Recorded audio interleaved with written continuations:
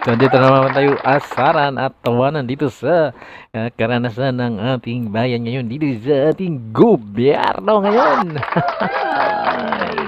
Ito, asara naman tayo ngayon. So, at former President Duterte, ito sa kanyang DDS, no? Na sinasabi nga nila na Davao Death Squad. At dito nga sinabi kung ano ba talaga yung totoong DDS galing mismo sa bibig ni former President Duterte. Kaya ito, nabigla ako dito nung sinabi yung DDS talaga niya. So ito pala yung DDS niya. Pakinggan natin ito. Mr. Chair, Mr. Former President, the second question is, doon po sa investigasyon na ito sa ICC, papangalanan niyo po ba ang mga miyembro ng Davao Death Squad? Napapagod na si President Duterte sa kakakakinig nitong script nila dito. No? Former President, yes? Ako yun, sir. Yes. Your response? Can you turn the mic on, please? Thank you. DDS, Pinapapatay mo kasi yung mic. Yan, una naman. sila naman naggawa ng Davao Death Squad. DDS means Davao Development System.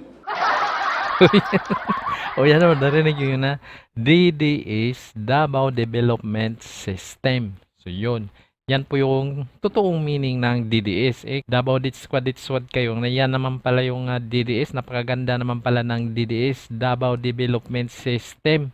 O ngayon, alam nyo na kung anong ibig sabihin ng DDS. Ha? Davao Development System. Yan. Sila naman naggawa ng Davao Death Squad. DDS means Davao Development System. That's the correct term. You are abusing the phrase to the detriment of my city. Wala na tuloy pumupunta doon. Still on the issue, Mr. Chair, willing po ba kayo na doon sa investigasyon na yon sa ICC na pangalanan ang mga biktima ng pagpatay sa Davao ng DDS, however you call it, simula nung kayo ay mayor, hanggang sa kayo po ay maging presidente? Hindi ako gumagawa ng listahan, sir, kung sino ang namatay. You have to go to the register of civil registrar at sa maybe sa police. Boom! Tama ka naman, oh. Punta ka doon sa civil register ng mga record ng mga patay. Hindi pa rin nakaintindi. O, tingnan mo. Napapagod na si PRRD dito sa kasusunod nitong script nila. Ulit-ulit lang kasi. Kaya tingnan nyo. Hindi nila, ewan ko kung nahalata ba nitong mga congressman na to na binubulsa lang sila ni PRRD. Tingnan mo yung mga sagot ni PRRD. Ito naman yung mga congressman na ito. Akala nila nakakuha sila ng talagang sagot na sagot. No? Kasi ito, feeling na feeling talaga sila na under oath yung sasabi. Kaya alam, binubulsa lang sila ni PRRD dito. Kung pakinggan nyo yung mga sagot ni PRRD, talagang masasabi nyo na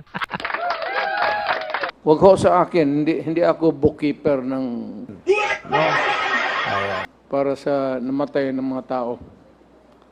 Next question, Mr. Chair, Mr. Former President, willing po ba kayo Sila naman naggawa ng Davao Death Squad. DDS means Davao Development System. Sila naman naggawa ng Davao Death Squad. DDS means Davao Development System. o ngayon, ayan na, narinig nyo na. Davao Development System, DDS. So ngayon, kanino kayo maniniwala ngayon? Yung DDS, Davao Death Squad, na hindi nanggagaling kay PRRD or yung Davao Development System na nanggagaling mismo kay PRRD or yung Davao Death Squad na hindi nyo malalaman kung kanino ba talaga nanggagaling. Ano ba talaga yung Davao Death Squad na yan? Lalo kayong nalilito ngayon sa Davao Development System. Ha?